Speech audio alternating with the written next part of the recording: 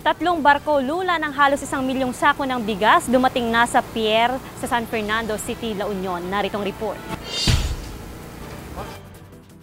Puno ng mga sako-sakong bigas ang tatlong barko na dumating sa Boro Point ng San Fernando City, La Union. Sinimulan nang ibaba mula sa barko ang mga bigas na nagmula sa Myanmar at Singapore. Sa kabuuan, halos 1 milyong sako ng bigas ang laman ng mga barko. Kabilang ito sa allocation ng NFA Regional Office 1 na 1.9 million bags ay ipapamahagi sa 6 na probinsya. Andiyan na yung bigas, linilipat lang sa mga probinsya. Fast track naman namin ang dispersal, yes. Yes, and sinabihan na sila na magsimula ng magbenta.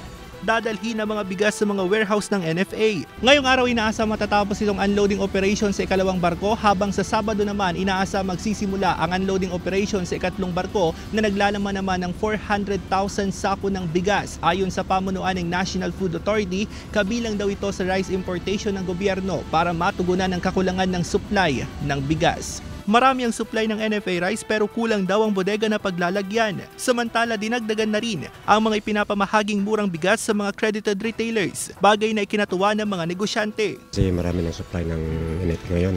Mga tao, gustong-gusto nila yung NFA kasi mura. Malaking bagay yun pag dumating tayo. Para mas marami yung supplies.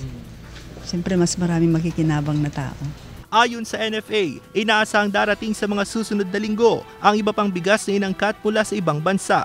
Mula sa San Fernando City, La Union, kasama si Jane Dacanay, ako si Russell Simorio, naghahatid ng Balitang Amyanan.